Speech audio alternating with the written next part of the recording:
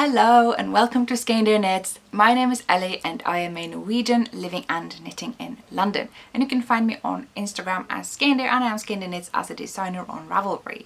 And Skeindeer Knits is also the name of my Ravelry group, Skeindeer Knits, which is the best place to take part in knit-alongs and giveaways, etc. It's mostly just kind of the place for the Skeindeer Knits community. It's just what we do, it's where we hang out. If you want to get in touch, it's a pretty cool place to go. And yeah, hi. If you're a new viewer, you may wonder what this is all about. This is basically where I sit and talk about knitting for about an hour, kind of sort of on a weekly basis, but who knows really. And to returning viewers, welcome back. I have quite a bit of knitting to talk about. I have a finished item, I have a couple of things in progress, even planning some designs that I'm going to keep a bit under wraps for now. But there's a tale of woe for one of them. I'm kind of hoping that the mail will be delivered as I'm recording, because I'm expecting another 2 yarn deliveries, because your girl here needs some burgundy. Right? I don't have enough burgundy, obviously. Anyways, admin very quickly. I am running the Skeindeer Knits garment KAL, which started at the beginning of the year and will end at the end of the year. So you have the whole of 2020 to do at least one of my garment pattern speed cardigans, sweaters, or the one skirt pattern that I have. So yeah, if you want to take part in that, you can use the hashtag on Instagram and you can take part in the chatter in my Ravelry group. And at the very end of the year, we'll open a thread where you can actually submit your item if you want to be in a price draw. But in terms of just being part of the KAL, you just knit and use, the hashtag in the group. And it's good fun, knit together, knit along. And yeah, so before I get into what I have finished since last time, I do want to talk about some new patterns. I'm not sure whether to use plural or singular here, and if you have watched my more recent kind of announcement video, which I don't normally do, but I didn't have time to record last time, so that was the best thing I could do in order to keep you in the loop. Someone needs a newsletter. Why don't I have a newsletter yet? So yeah, you probably know what this is about. It is of course about the Vesle Vinterfjell cardigan. Yes, the one where I have yet to actually sew on the buttons. Anyway, my sister will get buttons on this when I ship it to her. I would very much like to be able to hand it to her in person when she's had the little baby, but yeah, no, I mean, look at the state that we're in. It's clearly not going to happen. And if I manage to get to Norway, I'm going to get back, you know. So I'm not doing that, unfortunately. But you want to hear about the pattern. This is it. This is the Vesle Vinterfjell cardigan. And what can I say about this cardigan? So you will remember my very first garment pattern that I started at the end of 2017 that finally came out early 2018, the Vinterfjell sweater.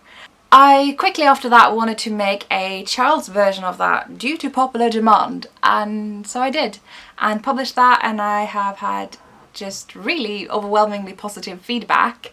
And so when my sister said she was expecting, I thought I always wanted to do a cardigan version of that one, so now's the chance, and there will be a point in me knitting it because someone can actually wear it. I don't want to knit something just to have a children's size sample around. That makes very little sense to me. So I decided to do a Vinterfjell cardigan, and yeah, it goes from sizes 6 months to 12 years. Yeah, so that's a pretty broad size range, and I think now is a good time to bring up the other pattern, because that is the Vesle Vinterfjell sweater. But yeah, I just said that's not a new pattern. What is going on here? It isn't a new pattern, but it is a new size. So the Vesle Vinterfjell sweater, Vesle by the way means just little. Yeah, the Vesle Vinterfjell sweater was for ages 2 to 12 years. So I thought, you know what, if I just throw in 2 more sizes, half a year and 1 year, we have basically a range for babies up to 12 years. And just to clarify, where this sweater pattern now, where the size range ends, it's just 1 inch apart from where the size range of the adult Vinterfjell sweater pattern starts. So there are absolutely no sizes that have been ignored in terms of that right now. and I'm really happy about that. And just to clarify, even though I did go and alter this pattern now that I was working on the cardigan, I have absolutely no intention or desire to do that on the adult Vinterfjell, because I am just incredibly pleased with that pattern. There's absolutely just, I wouldn't change a thing. I am very proud of that, and I can't believe that was my first design, because I feel like I think it's quite good, if I may say so myself. So what changes did I make aside from the two new sizes? Well, everything. I kind of rewrote the whole thing. I didn't look at the old pattern even. I just thought, now that I know more, I want to start from scratch and see how it would differ. And at the end of the day, like, it wasn't hugely different. It's still the same sizes, obviously. I don't think the lengths were that different. The main thing is actually that I have kind of just redistributed the increase rate a little bit. They were a little bit more distributed along the shoulder shaping. I have actually now shifted some of those that were below the main chart. So you can't really increase on this section. Instead of having them all the way down here, I move them all the way up here. So but by the time you're here, you kind of have most of your stitches, and certainly at this point there aren't that many more stitches to increase, which makes a lot of sense because this is the widest part, even for the little ones. So I just thought that's an improvement, and not that I've ever actually had any complaints. People have been really nice about this pattern, but I just personally felt if I can improve it, why wouldn't I? Like, I'm not gonna, you know, not do that. So now I think this one has just as good of a yoke shaping as the adult version does. And third change, arguably, or fourth, I'm losing count, because we now got the sizes, the yoke shaping, kind of just rewriting the whole thing. I put in the new template. That was something that I did. So nobody cares about the template. I care about the template. I actually also did the chart. I didn't do the chart different. It's the same chart, but as you can see, I did the colors different. I just want to show that that's possible. It is meant to be, you know, a 3-color chart, and I thought, you know, if you only have 2 colors, it's still pretty nice. It becomes a bit more flat this way, and this is a bit more 3-dimensional in the way the colors are used. I mean, you do you. I didn't actually in the end redo the chart for this, because really you do not need it. I wrote a simple comment saying all the background colors is used in the contrast color, and all the like pattern color is in the main color. That's all you need to know. That's all I've done. So that's basically an update to the old Vesle Vinterfjell pattern. I say old, it's like 2 years old. So if you already have this pattern, you will already have this update. It will be in your Ravelry library, so that's pretty straightforward. And if you have this and you want this and you're like, but are they the same pattern? Am I buying the same pattern twice? You're absolutely not, but you are working with the same grading and obviously the same kind of look. But the write-up is so very different. I really would be very smart of me if I made them the same pattern. So what I did do to try to make it sort of fair, given that you already got one, is that you get the other one half price. So yay! that's Vesle Vinterfjell. Any other information about this maybe in the previous video. I'm not going to keep it up for too long because it really was just a temporary one because I wasn't able to get this out there. Yeah. And in hindsight, that was really annoying because I was like, I don't have time to make an episode, but I totally did. I thought I only had like 5 minutes to myself because, you know, since we're locked down, I'm never really home alone anymore. And I thought, oh, I will treasure this moment. But of course they were out the entire day. Socially distancing, I'm sure. So, yeah, I could have, oh well, hindsight. So there's the new pattern. And yeah. Enjoy. She says, holding up the old pattern. There's the new pattern. Enjoy. Now, as I said earlier, I do have a finished item and you have never seen it before. My goodness, has Ellie finished something in 1 week? What is this? I have. And it's a garment.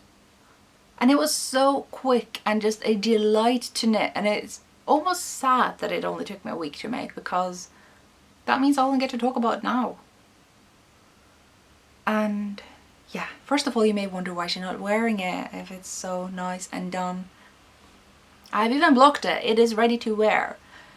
But I'm gonna get to the knitting in just a bit. It was really hot yesterday and the day before. We've had a mini heat wave, and it's coming back. It's just like having a break today and tomorrow, which is why I am recording. It's incredibly humid today, but it's dropped considerably in temperature. We have a lot of wind. I am so happy. I am not a heat wave person at all. People in Norway think I'm crazy for that. Like, they just kind of go, why do you not love this weather? I'm like, because it's torture, that's why. I hate heat waves so much. I get mad at people who like it, which is ridiculous, because obviously they're enjoying themselves, kind of like I'm doing today, because this is nice. It's good podcast light too. It's clouded and I'm just, oh, I love this. But it's just been too hot to wear anything, and now that, all this to say, it's very muggy. It's not the kind of climate you want to wear a woolly jumper, and I'm just really enjoying not being hot as much as yesterday, because oh, that was brutal. It's not like the temperature in itself is like the worst thing ever. If I was at the coast now, I would probably enjoy it a great deal, but being in a brick jungle in central London where the sun just accumulates on your sun-facing patio, the temperature like kind of doubles here, you know. It's like, yeah, so I'm just really happy and I am rejoicing, and I almost wanted to record with the windows open just so you could hear the wind, but I realized I will probably be really annoyed when I'm editing this. So without further ado, this is one of the most fun knits I've had in a long time. This is the Lorenson sweater by Lily Kate. I'm blanking on her surname, so we're gonna call her Lily Kate. There will be links below and stuff like that. This sweater I found because I was browsing Ravelry. I always do that when I'm looking for techniques that, which techniques is not the word. I design, right? I design stuff and I have ideas for how to do things, and I wonder if it's been done before, and I wonder both because I obviously want to give credit where credit's due if someone's done it before me, and I want to see how it's done, you know, whatever I can learn. And I was looking for short row based satin sleeves with puff shoulders. I had never seen anyone do it. I've seen people do it with sleeves that you sew in. I have seen it with raglans. You know, you see it with the little things, but I have not seen it with the kind where, you know, you have a satin sleeve sweater, so it's got an arm side, you know, it curves around the armhole, and then you pick up stitches around the sleeve and you work short rows back and forth until you have shaped the sleeve cap. I'd never seen anyone do that with puff sleeves until I came across this sweater, and as I looked at it, there was just more and more I liked about it, and I realised, you know, that Quince & Co Lark yarn that you got, Ellie, which is actually repurposed yarn. I had knitted it into a cardigan a while ago, like 3 years ago, but it just never worked for me. Due to both me failing to modify to my measurements and actually making some modifications that really weren't well advised at all. So I am so glad I finally got to use up this yarn again, and I even have a lot leftovers. This is like 2 skeins but with like 10 knots because it's repurposed. So, and yeah, so you probably want to see the item. I wish I was wearing it, but so look at that, look at that. I will say the puffs relaxed a little bit with blocking, which actually is a good thing, because now they're just like, you know, they were like balloon sleeves before blocking, and now they're still puffy, but I don't look buff, you know. So let's see, I'm gonna try to scoot a bit further back so we can fit the sweater in. This is her. Look at that. Isn't this so nice? Oh, it's so nice. I wish I could show you me wearing it, but so modifications. I hardly did any. Guys, I hardly did any. Now, I want to preface this by saying I don't think it reflects bad upon a pattern at all when you modify it. I know there are like some designers out there that get like weirdly cranky when someone modifies the pattern. I don't know anyone who's like that, and I am certainly not like that, because I think, you know, from the perspective of a designer, me, when I sit and design, I am thinking of all the possible paths I could take in this sweater, right? You're working it up down, you've got your full bust and sleeve circumference, and then you just go sleeve length, decrease rate, waist shaping, not waist shaping, how long the body be, split hem, put in some texture, rib 2x2, 1x1, folded hem. You got so many choices that you have to make when you design, and you kind of want to put them all in. And like in earlier designs I kind of did, I just like, oh, there's so many things you can do, you can crop it, you can do it full length, you need to know all the choices you have. And then eventually I gotta like reel myself back and realize I don't want to overwhelm the knitter, just give them simple solutions, simple paths. You just make a pattern, you know, not 10 pages but 5. So when a knitter knits my patterns and chooses to modify it to be different than the one path that I chose, that makes me so excited. That creativity, that's the whole point of knitting, is being creative. It's not about following orders. You know, the pattern's a guide and then you do you. And I wish I could write down all the possibilities with a garment, with a pattern, but you know, there were restrictions to all of that, more than anything, my time. So I think that's always really cool when people modify and people make it fit their style and their measurements and all sorts of things. So when I say that I am really excited that I didn't have to modify this, please take that into consideration, that I do think it's also cool if you do modify, but I also think it's really, really exciting when I find a set-in sleeve sweater pattern that is graded to my size and beyond, and I didn't have to change the shoulder width.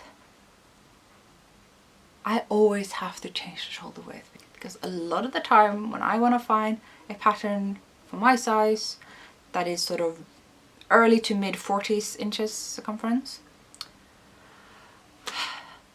they grade the shoulders correspondingly, and if I measure myself from the end of each of my kind of bra straps, kind of where the garment folds, and yeah, sort of where there would be a natural seam here, that's 35 centimeters. I have never come across any patterns doing that, and it doesn't hurt like adding a couple centimeters. This blouse is sort of just right, it's store-bought, and I wish, if you can see what I mean, you know, you got the shoulder here. This is all sitting at the edge. What if this was just hooked in just a bit more? What if it just sat here instead of out there, you know? It's a terrible demonstration because I'm covering it with my hands because I can't hold it up. It's just so much nicer when it sits in there than when it hangs over the shoulder like that. But I don't usually get that choice because I can't sew. But I do get that choice when I knit. But it's even more exciting when the designer's already taken this into account. And this was like, I think 37 centimeters or so. And I'm like, I can just cast on and I didn't have to modify. Which of course, if you're a broad-shouldered person, then you know, that's the other way around for you, but you don't usually probably have to modify the way I did when I have to. It's you know, it's a give or take. So this just looks really cute on me. The whole shoulder fit is just as the pattern says. I feel so adorable and dainty in this. I'm just But did I modify? Because like I am still me and I haven't followed a pattern to a T since ever. So yeah, there are some modification, mostly in length, because I wanted this to be a bit more cropped. I thought that would suit the overall style for me. I wear skirts, not trousers, and I think therefore shorter tops make sense. Depending on the style you're going for, obviously. There are no rules. There are no rules. So I did that, and actually I am considering adding an inch. Just an inch, just unpicking and taking from that big scrap cake and adding one. We'll see. We'll see how I feel. Other modifications? I actually harbored some hope that I could get full length sleeves because it's a worsted weight sweater, and for me, if it's in heavy yarn, it makes sense for it to be long sleeves. So because I'm gonna be wearing it when it's cold enough to wear it, and then maybe my arms will get cold. So that was my logic, but I think it's gonna be fine the way it is. But I was hoping to make full length sleeves until I realized this is probably gonna cover one full length, maybe not 2. Maybe it would, I don't know. I wasn't gonna do it and then undo it. But whilst I was thinking I might be able to, I did actually decrease a little bit on the sleeves. So you're not really supposed to decrease the sleeves, they're supposed to just be straight. But there's so much width to take from here that the tapering it a little bit, actually, I didn't find that that took away from the overall look, and if anything it feels a little bit, I don't know, it just felt really comfortable. I wasn't going to undo that. I really liked it. I don't know that that was necessary, because the reasons I did it doesn't apply in the end, but I also don't mind. I do wonder if I need to do the cuffs again, because I do feel like they are a little bit loose. I'm supposed to kind of be able to roll them up and they sit there and the puff kind of goes over. And when I wore them before blocking, they didn't really stay up, and obviously that's completely on me, because the pattern says if you knit rib loosely, then it's a good idea to go down in needle size, and I just didn't do that because I didn't think I knit loosely. But maybe I do, maybe I don't. I'll try it on again when it's a bit colder, which I don't know. When is that? October? Oh, sun's coming out now. It's so muggy. But yeah, I am so happy with this. Another modification with this is that the neckline has 5 fewer rounds. I thought it looked a bit tall in the photos for my taste. I kind of wanted to just go around my neck and not just like make it look kind of shorter. So I'm really happy with that as well. I think this is a really nice crew neck. I love a crew neck. You guys know how much I love a crew neck. So it's folded and tacked down as per pattern, but it just has fewer rounds. I think I did 12 rounds instead of 17, something like that. So overall, sparsely modified for, you know, my usual. I just want to hold this up so you can really like get a sense of the puff. Oh, it is so nice, and I'm just really liking this pattern, not only because of how quick it was. It was just really nicely written. I can't put my finger on it, but that's like the goal of anyone who designs. It's not just to write down the pattern accurately, but to just write it down in a way that it's just smooth to follow, where you're just barely glancing at the pattern, because you kind of get where it wants you to go. And there was just this fluency with it that I really liked. Yeah, I think you would like it. If seriously, I would even say it's fairly beginner friendly. Obviously it incorporates short rows, German short rows, which again didn't have to change the short row technique. It had German short rows. Just it's the little things. And this puff sleeve method, so clever. It's just increasing up here. I'm not going to say the specifics of how, but that was literally it. And I'm like, yeah, of course. But now that I've seen it done, I'm like, oh, the opportunities, and top down and bottom up and all of it. I am so inspired. I have so many things I want to design. I keep even like writing designs and I'm mathing them out and grading them, and then I go back and change it and do it all over again, and haven't even knitted them yet. I am on a roll. So I think I'm going to wrap up my talk about this sweater. I want to talk about it forever because I've not even, you know, cast it on since last time we talked. So that's Lorenson for you all. It's really nice. I would wholeheartedly recommend. I would say it's really easy to follow, really smooth. Even it has a really cool illustration for where you pick up stitches for the neckline, instead of just saying, oh, pick up 60 stitches for the neckline and then you just figure out the rate. It says this many here, this many here, this many here, here, with an illustration. Like I try to do that with saying, you know, the different stitch counts here, and I do it in writing, but the actual illustration I thought was a really nice addition. I don't think I would have needed it. I guess maybe, I don't know. It just makes it, again, so much more intuitive, and I just really liked it. And also slightly amusing story. You know when you come across a new designer to you and you're like, oh, I really like the design, I wonder what else they have. And you start scrolling and you get to the bottom of the patterns and you see kind of where they started, and I was like, oh, that little child modeling that garment looks exactly like the designer. No. So I read her bio and was like, I've been designing since I was 12, and I'm like, that was just the little girl's shirt. Oh. I found that very amusing. Imagine being able to design garments when you're 12. I mean, I think about me when I was 12 and I was like, no, absolutely not. So yeah, really happy with the sweater. Obviously the colour, do I need to comment on the colour? I don't think I need to. Yeah, I'm just really happy with it. You know, when I haven't even put it away for a little bit of just decision fatigue even, which is usually when a whip becomes a UFO for me. When that didn't even happen, I think that speaks volumes. So yeah, wholehearted recommendation for anyone who wants a quick and easy pattern with a little bit of a vintage flair. You know, I talked about that in my last video, which by the way, can I just take a moment to say thank you? Thank you. The feedback on my video on how to find vintage knitting patterns was so nice. Am I gonna get personal here now? Are we doing that? Yeah, I have lately been feeling mixed feelings about this channel. I have all these things I want to do with it, and I think I will, and I think that video was like one of those first signs of the sort of things I want to try doing more. Nothing too revolutionary, just different sorts of videos in between the regular episodes, right?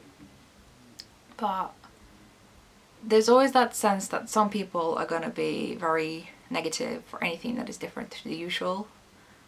And even when you do the usual, it's like, you know, that 1%, that 1 or 5, it's more like 5 for me, that kind of tries to hold me back with downvotes or negative comments, passive aggression, you know, kind of backseat driver knitting.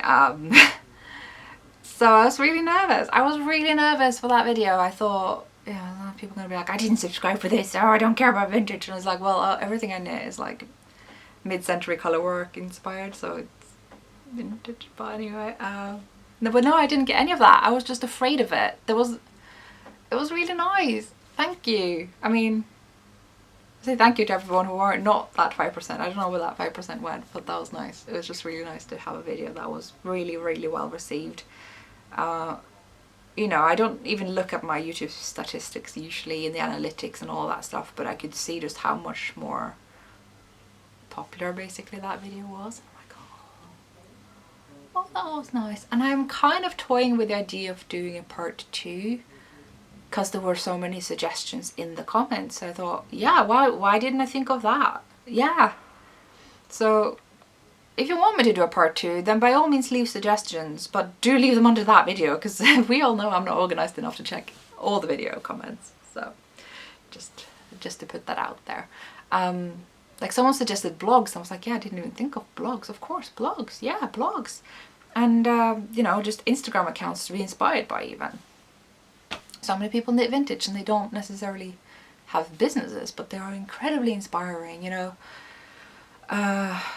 There's obviously Skeindeer Knits, there is Books and Cables, there is Cleo, I'm blanking on her name, but I'm writing them here. There's so many really awesome accounts on Instagram that inspire me. But yeah, that was my in-between chatter. Now let's get to my works in progress. There are no structures to my videos. Yeah. So, what have I been knitting on? Clearly I don't talk much to people in lockdown. My flatmates are kind of just hanging out with each other, and I'm just up here and I'm just like, words, how do even? But yeah, I talked to you about this project last time, didn't I? And I am so deeply I'm not even ashamed, I'm laughing at myself, like I can laugh at this. So I was working on the Argyle top. It's a really, really cool top that is made kind of modularly. It's linen, worked flat with a couple of garter ridges. That is like just, you know, a couple of rows where you don't have to purl. It's nice. But I actually haven't really minded working this entire flat piece for the back. Flat. Purling, yes. I did the whole thing. I did it fairly quickly. Whole back piece, just ready to now split for the 2 straps in the back that kind of come across over the front. really done a good chunk, and as I had done it and I'm looking at it,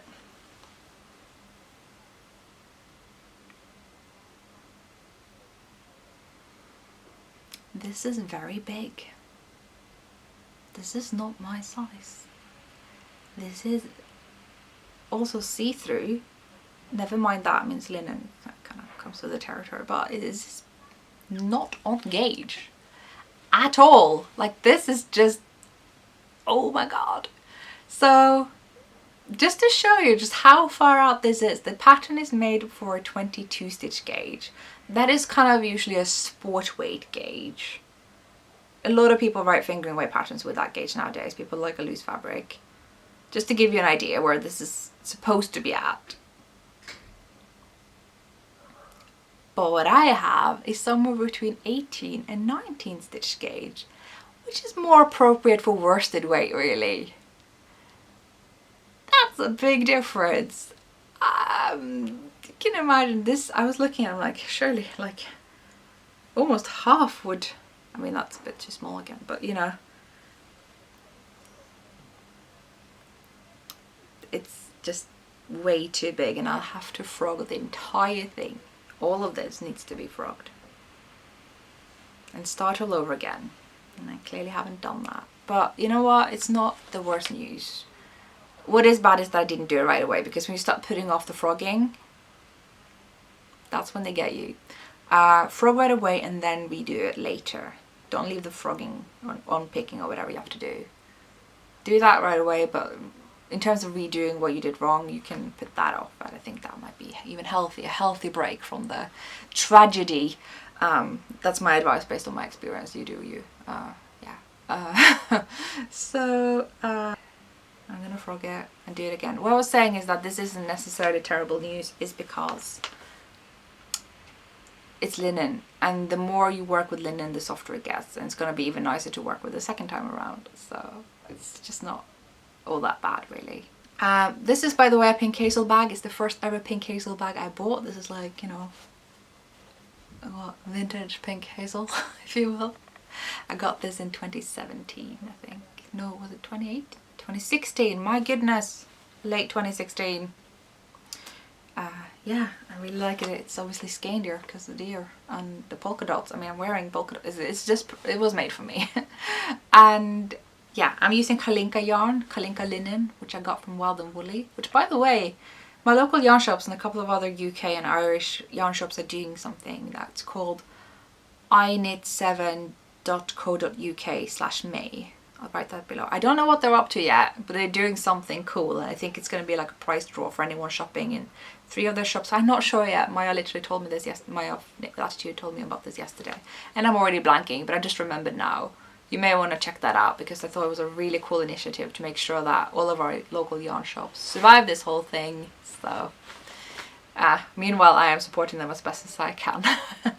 Oh, I have 2 yarn deliveries I am expecting, but I'm not going to talk about them until they arrive. And when they do, I'm going to cast on one of them right away. It's going to be really fun. So that was the Argyle. I just, it's in the corner of shame right now. I'll rip it out and do it again, because I really, really wish I had that top yesterday. I was just sat wearing like a camisole, and I'm like, oh, it would be really nice to have that top, because it would work so well with my new shorts, the kind of vintage style ones with like the buttons in the front, and it's like navy coloured, and I clearly have a thing for navy. It's the Maria sweater's fault. Yeah. So what else have I been working on? I have picked up the Jan sweater again, and this, oh, I forgot how fun this blouse is. I love it. You know, remember when I first cast it on and I was like, oh, I've done all this rib, and then I found out it's even too much, because I was supposed to like cast on 50 fewer stitches and increase those 50 stitches later after the rib. So the rib is very wide. It's not going to cling as much as they normally do to the waist, but that's fine. I'm not doing it again. And after that, I just really enjoyed it. I really enjoyed knitting this eyelet pattern. And then I just put it on hold for a bit, because I always do. And it's maybe healthy even to have a project resting a bit and then get back to it again. I don't know. I just did it. and then I picked it back up again because I really enjoy this one. And I started doing the sleeves. Sleeves obviously just these short puffs, just a little, yeah, a bit shorter than the one I'm wearing. And I started thinking, I know, I have promised I'm gonna learn how to set in a sleeve, and I will. I will have to do it with the Hodgkin's Joy, that's the one by Sarah Hatton. I am really wanting to finish that one. I may have to do some kind of Frankensteining of it because I think there's a panel after the rib that I don't really want there because I want a different length, and we'll get to that when we get to that. Point is, it has satin sleeves. I've already knitted them. They have to be sewn in. I will have to face my fears, you know. But with this one, I wanted to do it differently because I've had this idea for a while that you should be able to knit together satin sleeves with the body and do the whole thing in the round. Because you can do that top down with the contiguous shape, with, you know, coconuts, with ziggurat, with all these ingenious top down construction methods. Surely you can do something like that with bottom up. Surely. And I've been thinking about that so much lately, and I had a whole plan in my mind for how to do it. And I'll get back to this a little bit another time, exactly the specificities, but I did come across some patterns that had done it before me, and it had done it exactly the way I had imagined in my head. And I felt just really reassured that this is going to be just revolutionary for a lot of my patterns now. There's going to be so many things I can put in there that it's not going to be difficult to do flat colour work, say. Yeah, look forward to that because I am. And I thought, what better way to experiment with this than doing it on a thing that I'm just knitting for fun, that isn't going to be a pattern because it's not my pattern. So I've done the little sleeves and I'm knitting them onto the body together with the body. And you may be thinking, isn't that like kind of how you do raglans? And yeah, in a way I am. Decreasing on each side, sleeves and body. Eventually, however, I will stop decreasing for the body, so that once I have shaped the arm side, you know, this curve, it's just straight up, whereas the sleeve keeps decreasing. So eventually you'll have a sleeve cap, and then you just stitch on the last few stitches so you get that kind of flat cap up there. It should work. I am excited. I think this is so cool. Stitches are on hold under the arm and will be grafted together as you do with bottom up, unless you like to bind off and then sew that together. Each to their own. So this is what she looks like right now. I am just loving the flowiness of this. The really fine yarn by Knitting for Olive is their light fingering weight non-superwash merino, which is incredibly nice and soft and smooth. The colour is the most perfect shade of burgundy. I'm absolutely loving this whole design. The thread is in a way, but you can see here. I just love this. Like, I love this blouse. I want it finished. I am just working on it all the time. It isn't a fast project by no means. It's got, I think, 26 stitch gauge, which is tight. I'm using a 3.5 needle. I would guess most people will use a 3mm for that. I knit tight, so I go up in needle size most of the time.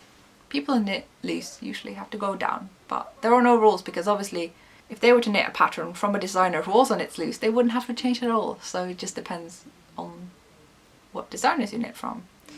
So there are no rules in that regard either. There are no rules. This is my mantra, if you didn't know. Yeah, so that's what's happening now. I just really love this.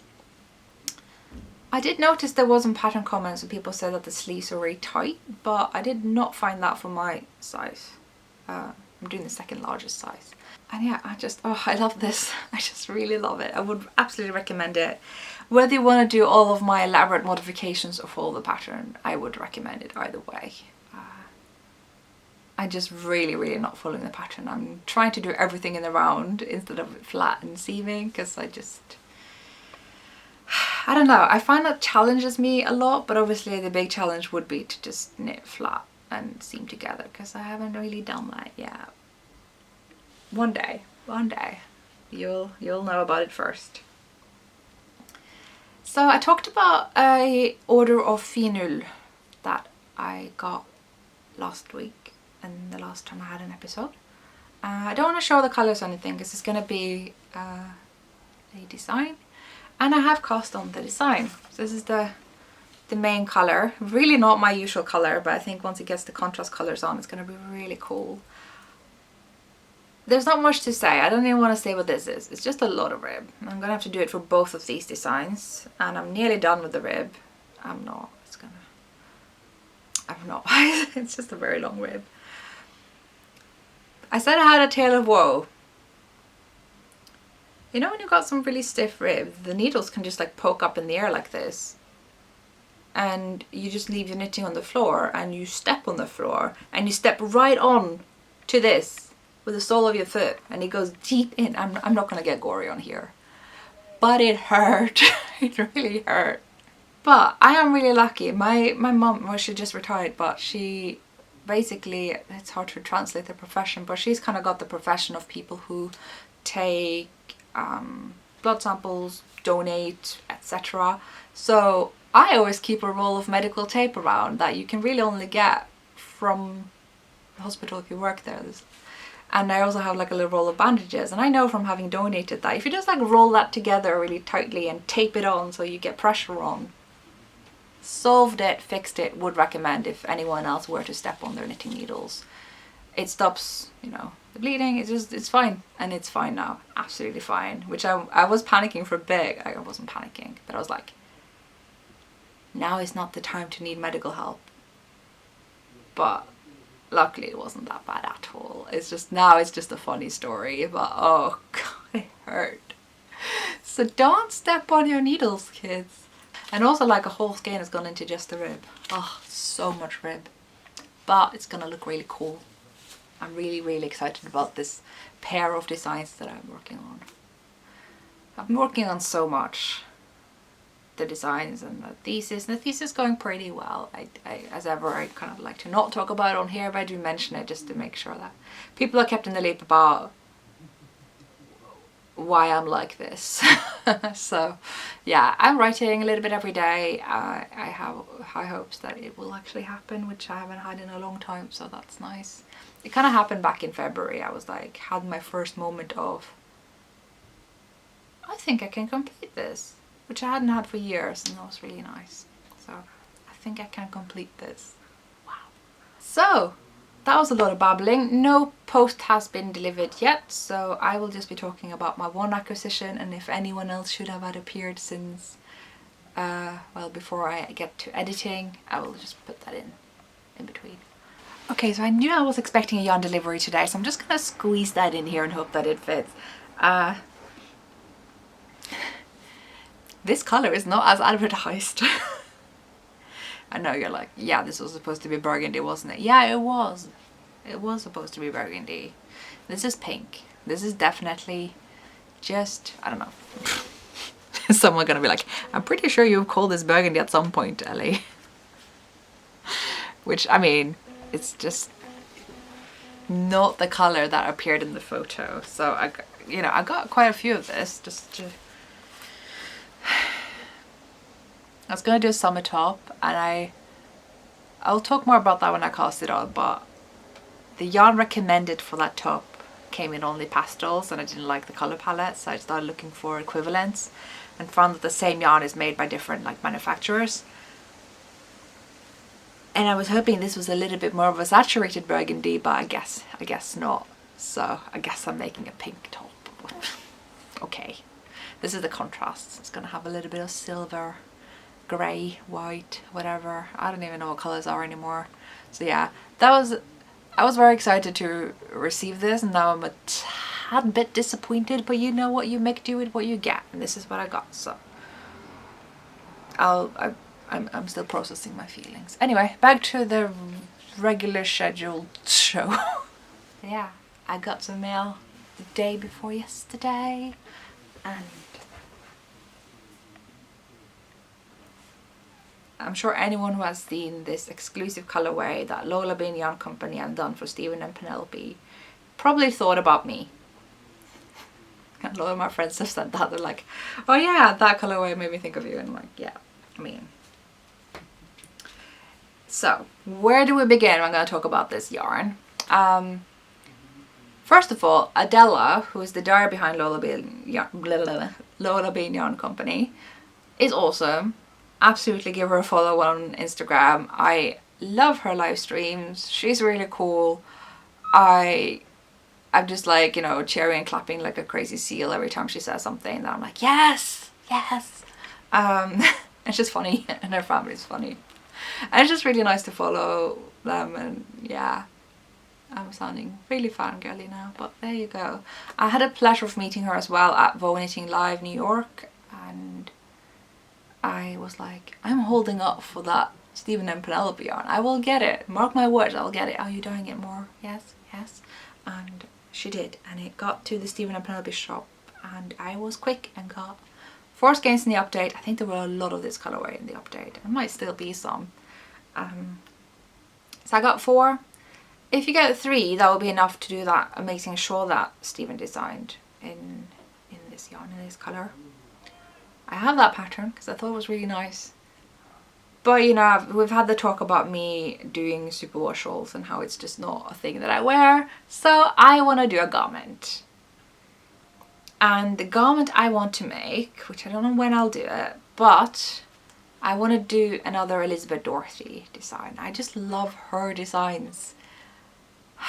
You know, speaking of ingenious top-down constructions, she's got several. I mean, she's got her book on top-down satin sleeves, which I think is just revolutionary. It's so well fitted and tailored. I'm just,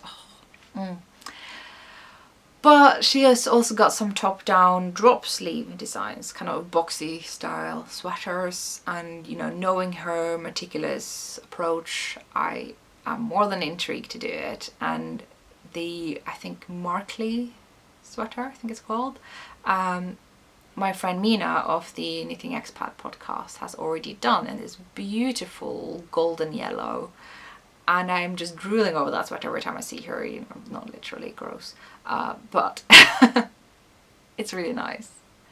I was super intrigued when I saw it, and I was like, how is that made? Yeah, so I will definitely be making that, I think, with this. Plus the sample is actually made in sort of similar color, though I think this was a bit more variegated. I mean, if you want a close up, you can see this one. Yeah. Oh.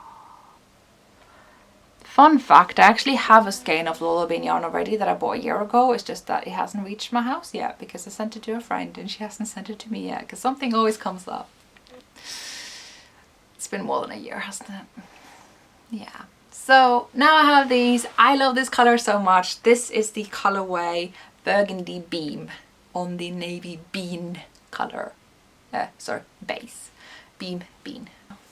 Obviously had to get this yarn. The color is just me to a T. I've always wanted to get a good chunk of yarn from Adela, and I finally have it. Yeah. So that's that. So most of the things that I was going to talk about at the end of the episode, I've kind of already touched on during the episode, haven't I? You know, the insufferable heat wave, the fact that I'm still in lockdown and miss having moments to myself, and the things I would like to do with the Skeindeer Knits YouTube channel. Because obviously I want to keep doing the episodes, like that's what the channel is for. But I also want to do like additional content. No promises, but it's something I've been thinking for years. And I think, yeah, that how to find vintage knitting patterns was an example of that. And I have like a mental list of other ideas for that kind of video. Some that are a little bit more history based, some are a bit more theory, some are a bit more theme based. I'm not talking tutorials because we know that that's something I'm just garbage at. Let's just be honest, it's just not my forte right now. I need a lot better equipment and studio silence, which is clearly not happening here because the doors are opening and closing all the time. And yeah, so I have a couple of things that I just want to have, yeah, just based around a topic. And I have, like I said, ideas, but I'm also taking suggestions if there was anything that, yeah, that'd be cool. There's definitely one particular, the history of, that I want to do. and I'm already kind of planning it, and it's like, wow, that was a lot of research. But you gotta research these things, obviously. I researched a lot for the vintage video as well. And then the annoying thing is, like, you do all this research and you have this whole list of things, and then you're like, okay, I've got to narrow it down because this is going to be long. And so a video that I thought was going to be 10 minutes ended up being half an hour. Because I'm not very good at taking things out. So yeah, that's what's happening. I thought you might want to know where the channel is going. It'll probably be something I'll do more when the thesis is out of the way, of course. But we can dabble now. This is the dabbling. I don't know. Anyway, that's all I have for today. And thank you for supporting me, getting my patterns, watching this podcast. Thank you for watching, and I'll see you guys next time. Bye.